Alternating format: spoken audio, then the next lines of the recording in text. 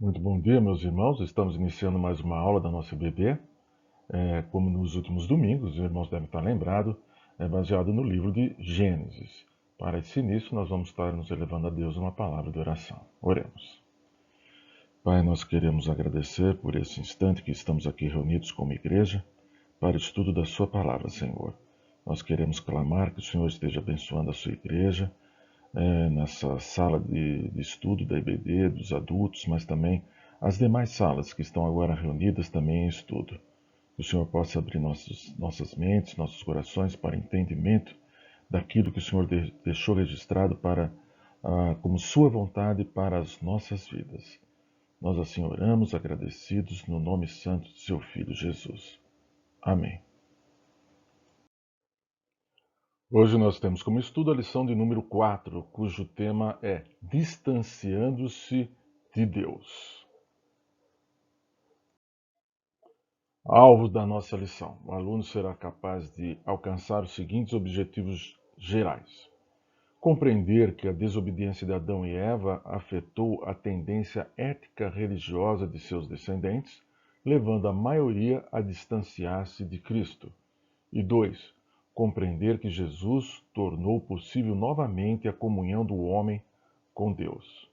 Como objetivos específicos temos: 1. Manter uma vida justa diante de Deus. E 2. Assumir uma atitude que precisa ser mudada para que haja uma renovação da comunhão com Deus. Essa lição de número 4 tem como texto bíblico os capítulos 4, 5 e 6 de Gênesis, e tem como texto áureo o versículo de número 5 do capítulo 6, que diz: E viu o Senhor que a maldade do homem se multiplicara sobre a terra, e que toda a imaginação dos pensamentos de seu coração era só má, continuamente. Introdução. Como o pecado de Adão e Eva afeta ainda hoje a humanidade? E podem os meus pecados afetar a vida dos meus descendentes? São duas questões que nós colocamos aqui como introdução para esse estudo, do qual, sem dúvida, temos a intenção, ao longo dessa lição, estarmos respondendo. Mas uma coisa nós sabemos: a desobediência de Adão e Eva afetou a vida dos seus descendentes de maneira decisiva, levando, como nós conhecemos do texto bíblico, a sua grande maioria a se afastar de Deus, o Criador.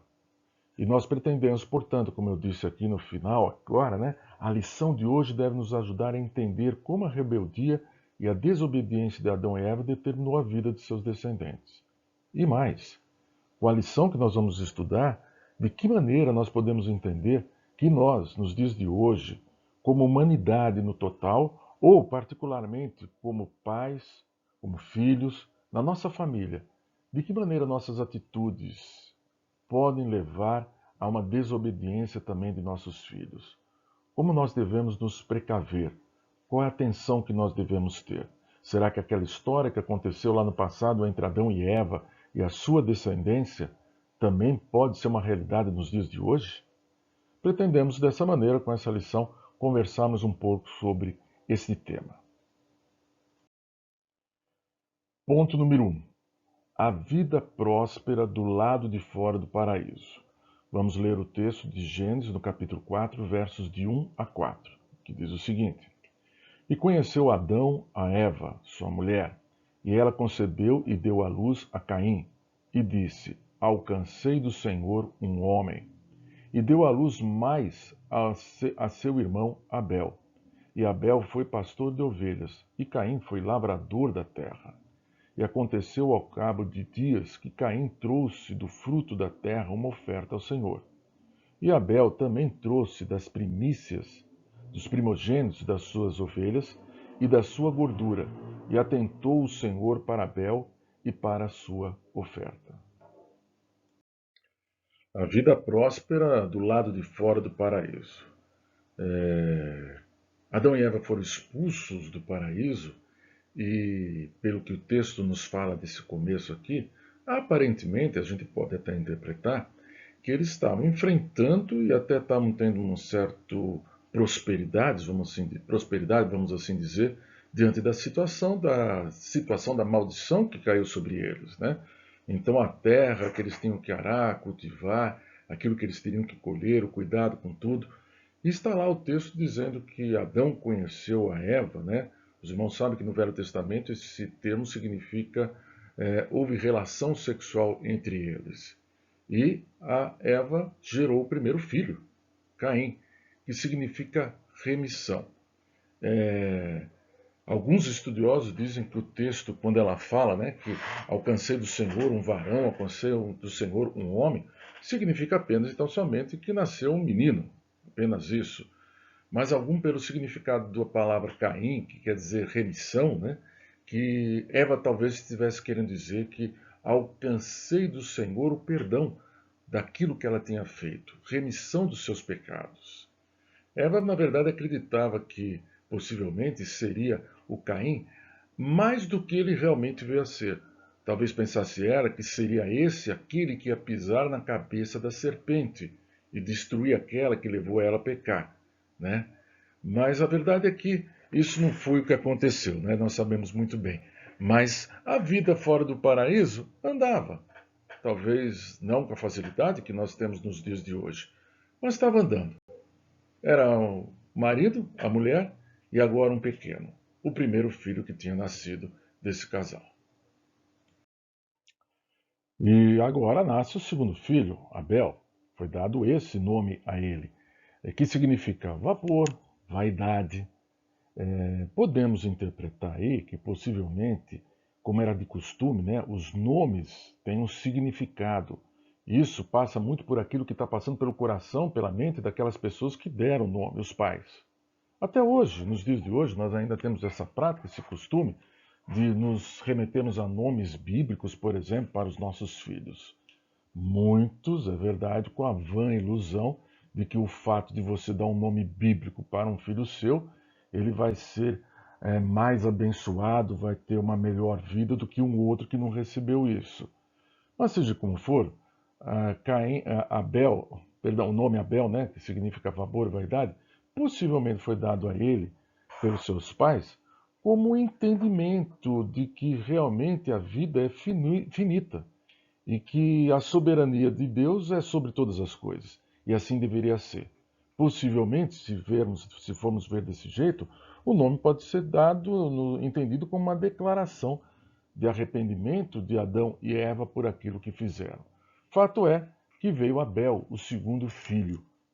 Vamos ver o que vai dar isso na história da vida dos dois. Ponto número 2. Os sentimentos perigosos transpiram dentro da própria família.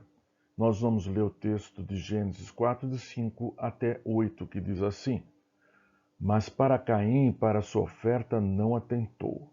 Irou-se Caim fortemente e descaiu-lhe o semblante. E o Senhor disse a Caim: Por que te iraste? E por que descaiu o teu semblante?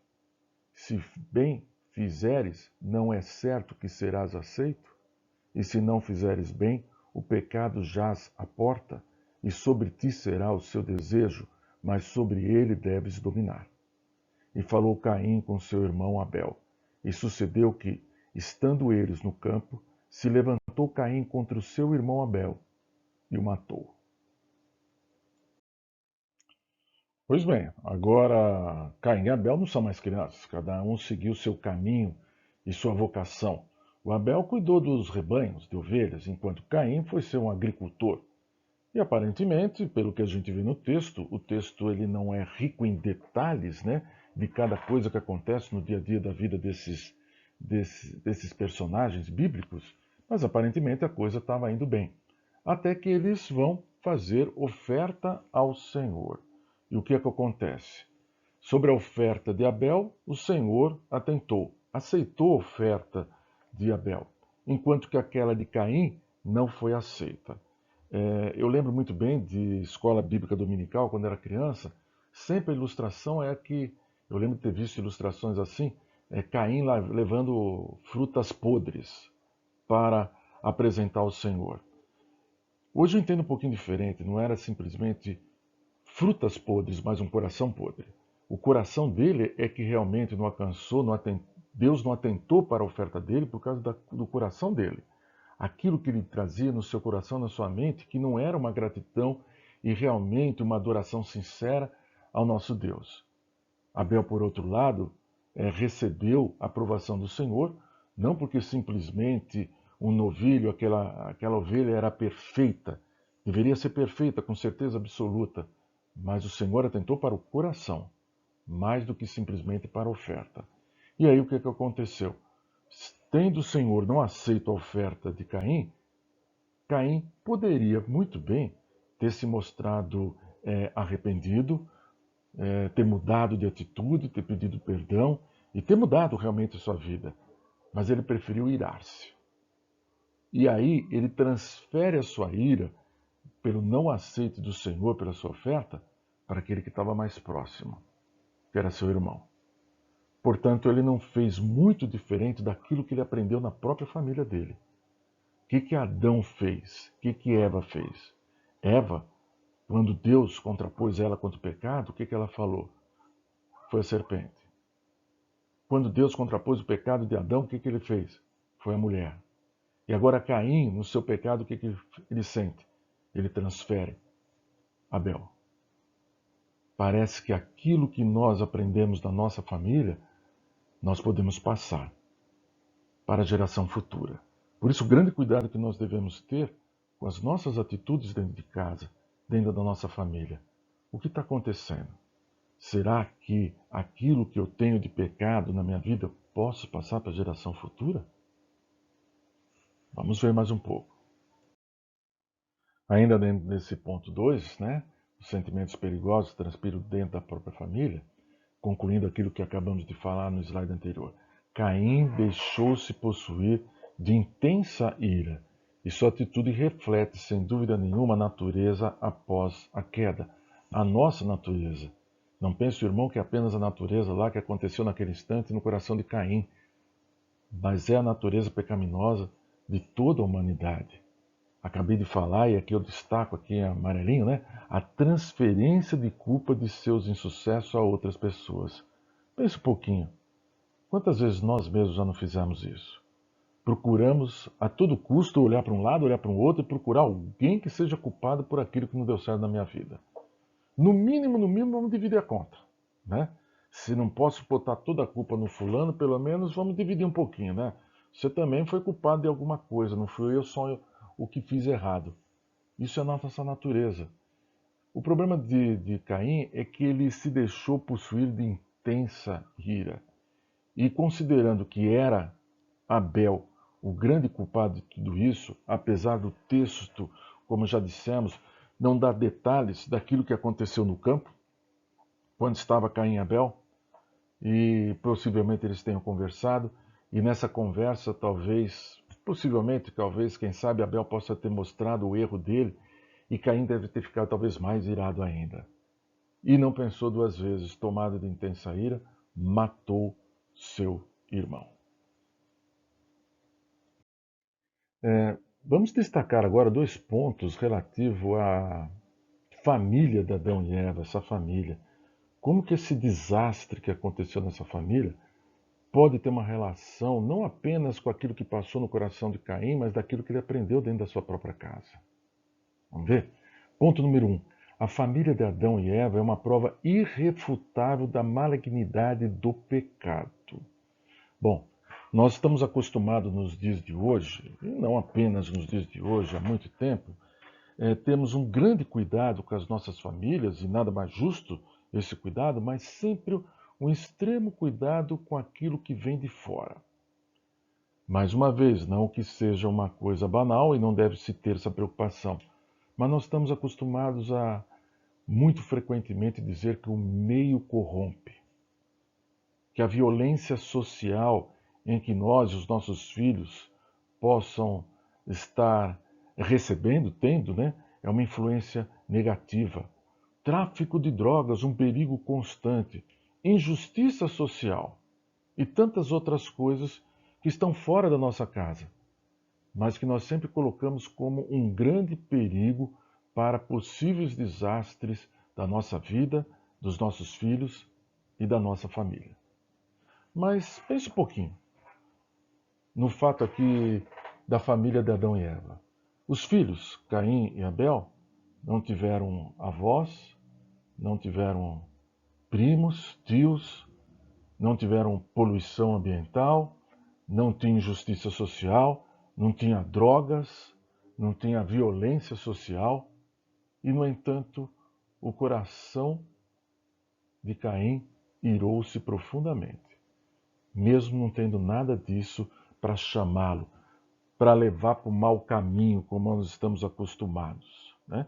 Volto a dizer, não que a gente deve dar de ombro para essas situações externas, mas será que é o externo o principal responsável por esses desastres que acontecem nas famílias? Caim não teve nada disso. No entanto, total e completo desastre. Primeiro homicida, matou seu próprio irmão. O mal, eu destaco aqui, ó, o mal estava no coração de Caim e ele transformou sua família em um completo desastre. As causas disso não vêm de fora, mas de dentro. É do coração que procedem os maus desígnios. Assim foi com a família de Adão e Eva, com seus filhos Caim e Abel. E que as nossas famílias nos vivem hoje? Será que nós vamos também seguir o mesmo caminho e continuar culpando tudo que é de fora, sempre tentando dividir a culpa, nunca observando que nós também somos responsáveis pelos atos, não só meu individual, mas daquilo que acontece na minha família? Agora dois. A família de Adão e Eva prova que as batalhas mais intensas são travadas dentro de casa. O nome de Caim significa remissão, o de Abel significa sopro, vaidade. Como eu falei agora há pouco, né, em alguns slides atrás, não basta colocar nome bonito nos filhos, é preciso forjar nele um caráter cristão, né? Não adianta você ficar pegando quando tiver para nascer um filho, ficar procurando na Bíblia lá nomes que são bíblicos para colocar no seu filho. Claro que eu não estou dizendo que está errado, óbvio que não. Tá? Nada contra, muito pelo contrário, vários nomes que são muito bonitos, nomes bíblicos, que podem ser colocados nos seus filhos. Mas tem pessoas que eu já vi que acreditam piamente acreditam que ter colocado o nome de um filho, que é um nome bíblico, de um filho ou de uma filha, salvaguarda que vai dar tudo certo na vida dessa criança, né? Vai ser um santo. Quantos Davi, quantos Gabriel, você já não viu que, como a gente costuma dizer por aí, dá pá virada, né? Se fosse assim, maravilha, todo moleque ia chamar Jesus, estava resolvido o problema. Mas não é isso não, de jeito nenhum. Pode continuar dando nome bíblico, não tem problema nenhum. Mas você não pode cruzar os braços e achar que simplesmente colocar um nome bíblico, sem fazer absolutamente nada, vai dar tudo certo. É como quase se fosse um amuleto. Alguns crentes usam isso como se fosse um amuleto. Botou o nome lá, vai dar tudo certo. Mas veja, né? A batalha que tinha dentro dessa família. Nesse lar havia práticas religiosas. Realmente havia. Nós vemos Abel adorando ao nosso Deus de maneira sincera, tanto é que a sua oferta sim foi aceita por Deus. Enquanto que Caim, ele queria adorar a Deus do jeito dele, do modo dele. Não como agradava a Deus, mas do jeito que agradava a ele mesmo. E de tal modo, até hoje, as pessoas estão fazendo isso. Quero que a igreja, e lá na igreja as coisas aconteçam do meu jeito. Tem que ser daquele jeito que eu acho que é o melhor jeito. Não aquele jeito que é de Deus, não, mas o meu jeito. E assim nos nossos lares a mesma coisa. Número 2, nesse lar havia mais disputa que comunhão. Com certeza, Abel como um servo sincero e honesto do nosso Deus, oferecia e cultuava o nosso Deus de maneira correta. Enquanto que Caim, de maneira incorreta, como acabamos de dizer, ele estava fazendo o culto do jeito que ele achava que devia ser. Consequentemente, o que acontece? Disputa. E disputa, perda de comunhão entre os irmãos, os filhos. É claro que nesse instante também a Bíblia, como já falamos, ela não apresenta detalhadamente cada uma das coisas que estava acontecendo, né?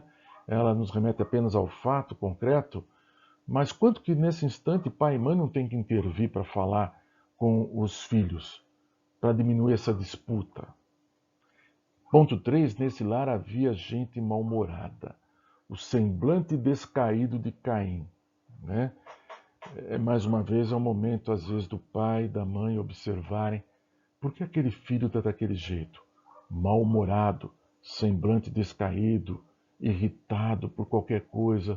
Será que está passando algum problema na mente dele, no coração dele? Será que é aqui de dentro de casa mesmo? Não é a hora da gente abrir os olhos, parar, sentar, conversar, dialogar? Com certeza absoluta havia sérios problemas de falta de diálogo dentro daquela família. Ponto número 4. Nesse lar havia inveja avassaladora. Sem dúvida nenhuma, a inveja que havia entre os filhos, e aí partia de Caim para Abel, é um problema sério.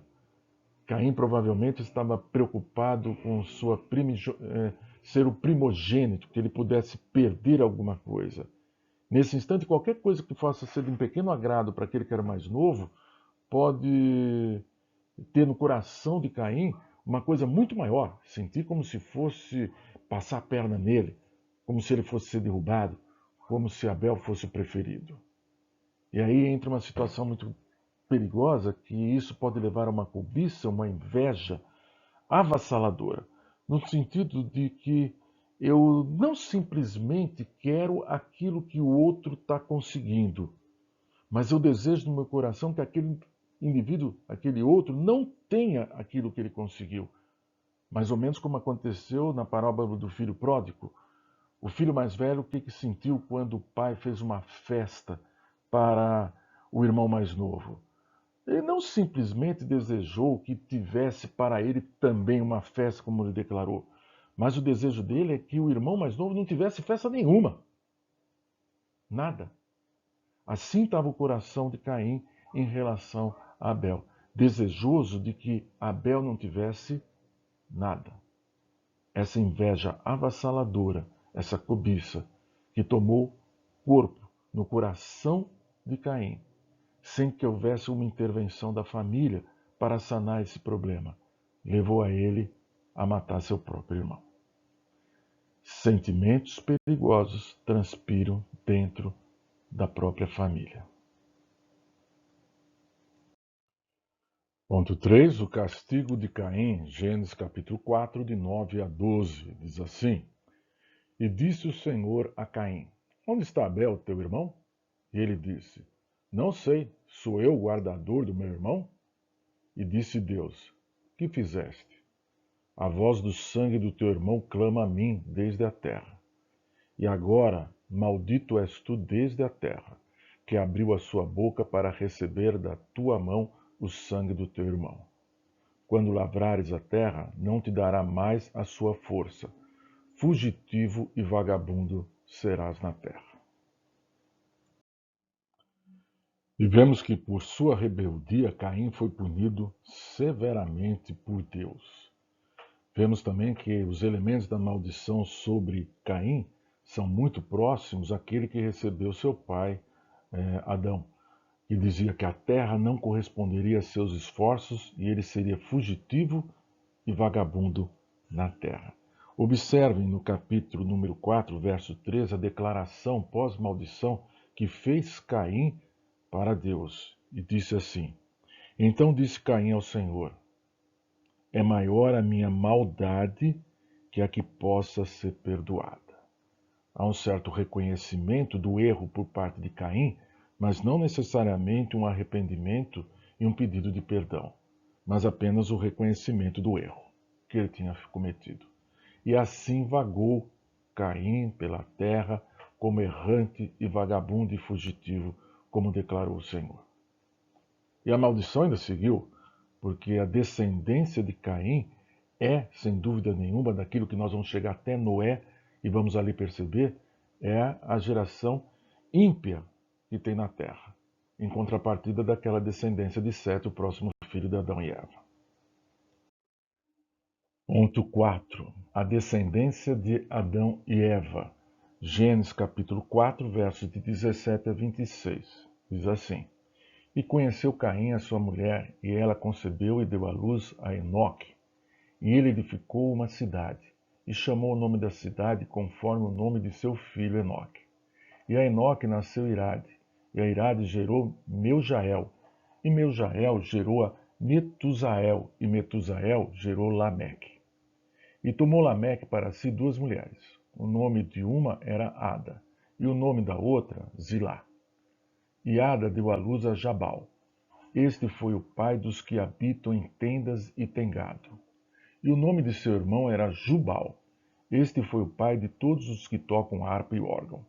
Exilá também deu à luz a Tubal-Caim, este mestre de toda a obra de cobre e ferro. E a irmã de Tubal-Caim foi Noema. E disse Lameque às suas mulheres a Zilá: Ouvi a minha voz, vós mulheres de Lameque.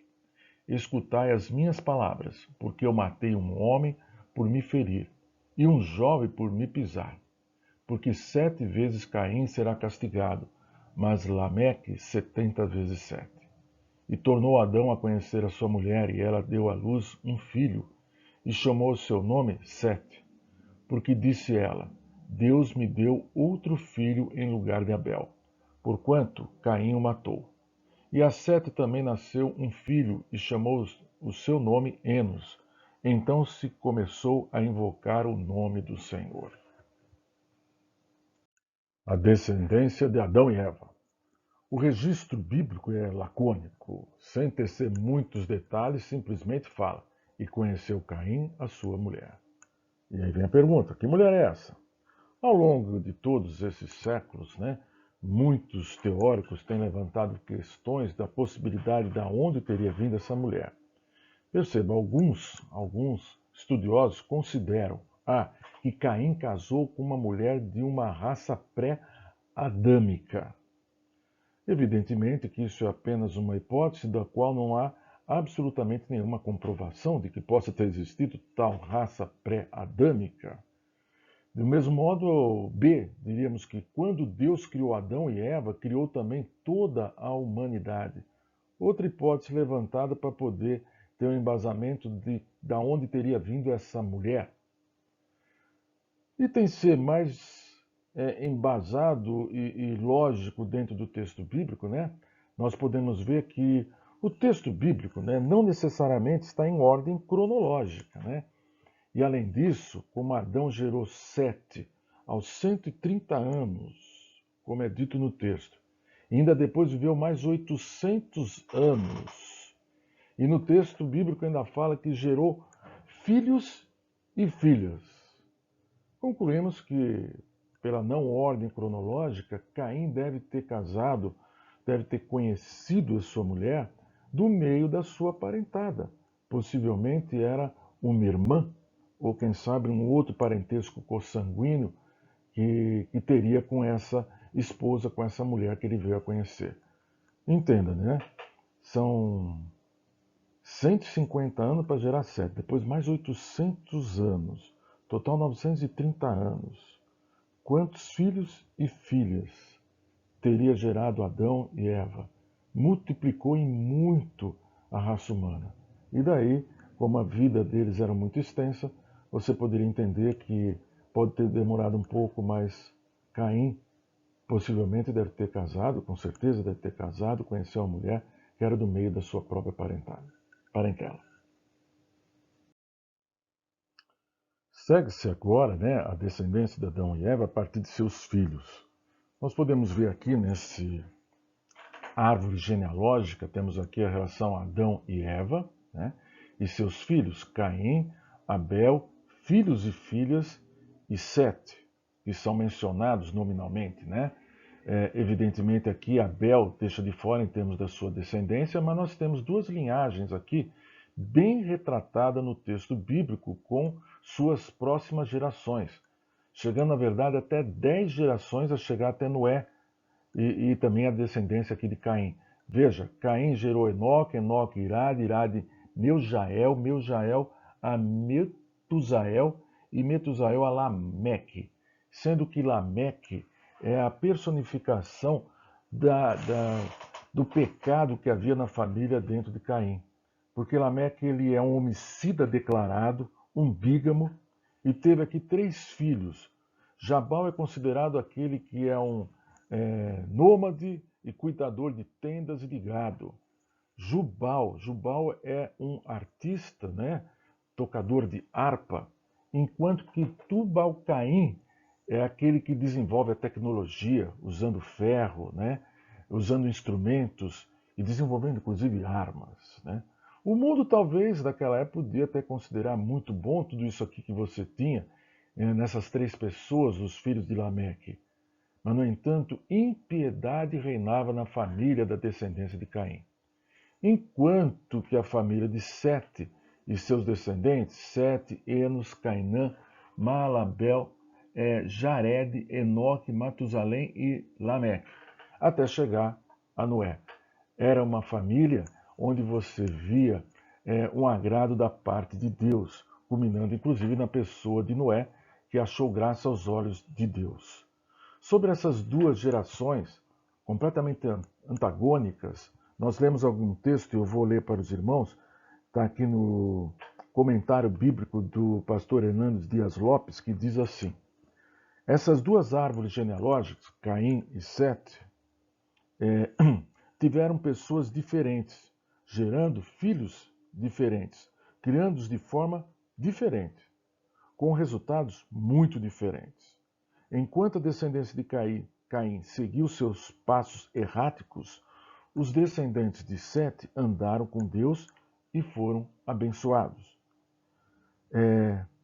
Ainda, a árvore genealógica de Caim termina com a família de Lameque, porque quando veio o dilúvio morreram todos eles. Um bígamo, um homicida arrogante, cujos 3 filhos produziram coisas para este mundo. A linhagem de Sete termina com Noé, cujos 3 filhos dariam ao mundo um recomeço depois do dilúvio. O mundo daquele tempo provavelmente admirava as realizações de Caim. Deus, porém, as eliminou da face da terra. Ponto número 5, a maldade humana e o juízo divino.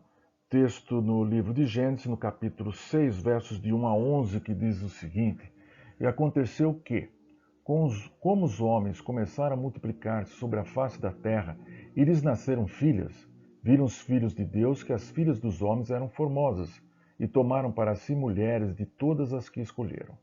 Então disse o Senhor: Não contenderá o meu espírito para sempre com o homem, porque ele também é carne, porém os seus dias serão 120 anos.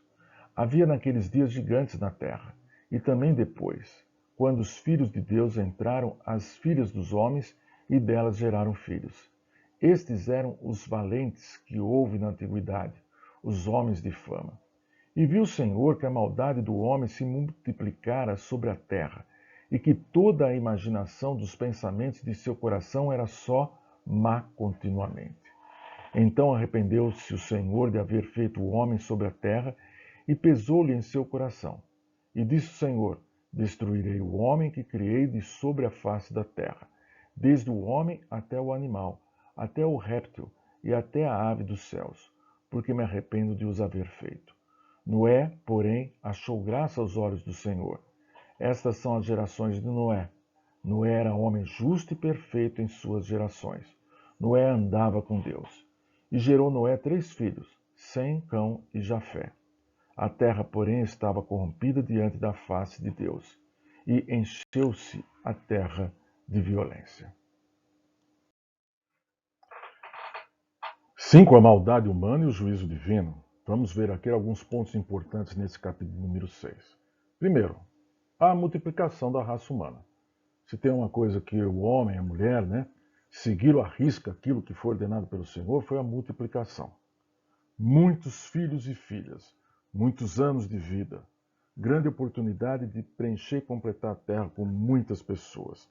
O crescimento é exponencial.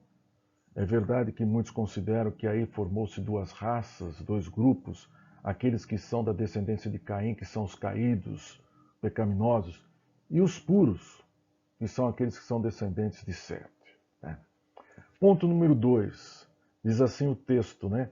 Viram os filhos de Deus que as filhas dos homens eram formosas e tomaram para si mulheres de todas as que escolheram.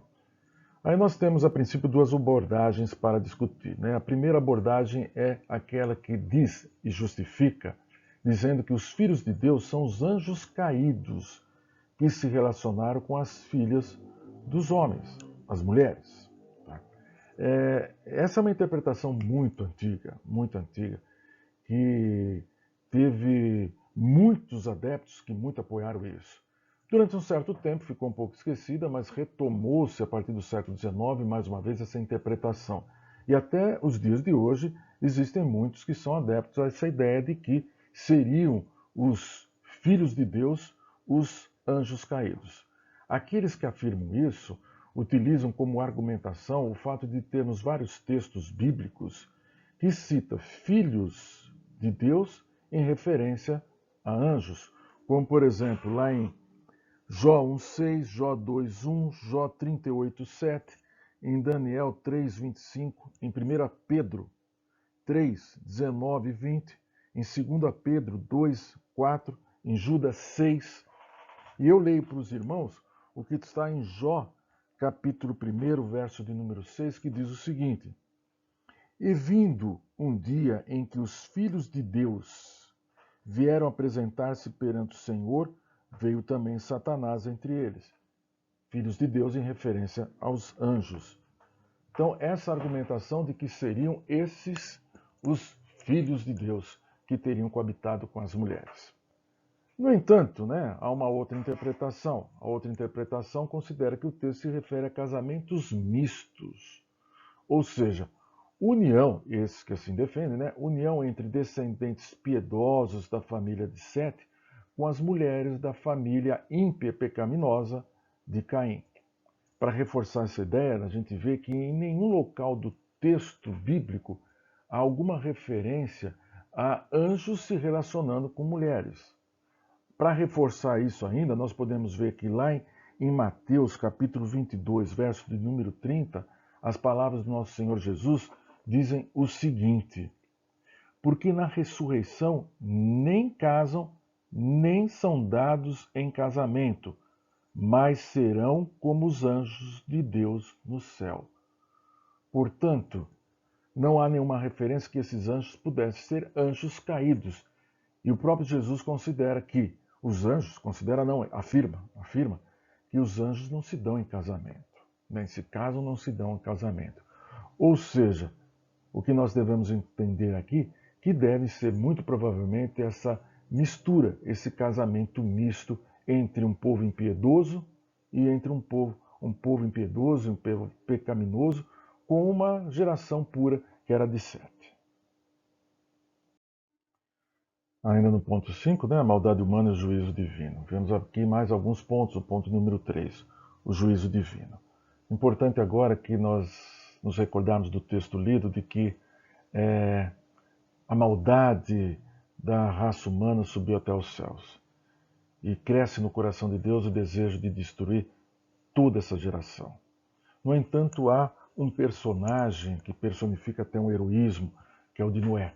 Homem justo, piedoso, que com ele, com a sua descendência, Deus considera que poderia continuar a humanidade.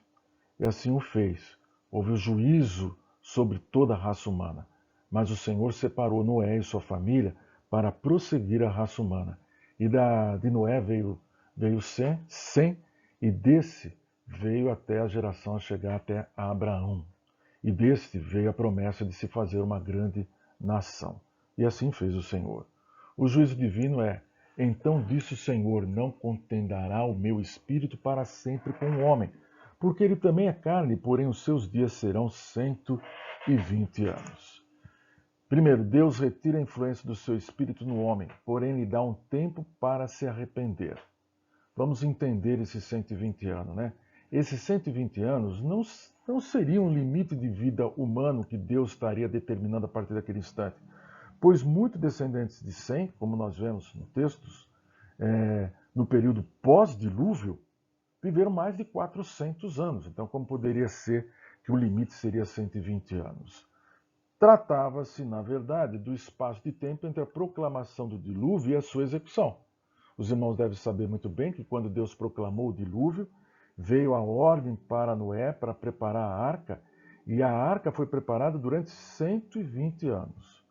Claro que a função de Noé não foi apenas tão somente de construtor de uma arca, de um barco, mas durante esses 120 anos ele foi proclamando o arrependimento para aquele povo. E o que ele ouviu foi zombaria. Não houve arrependimento de ninguém.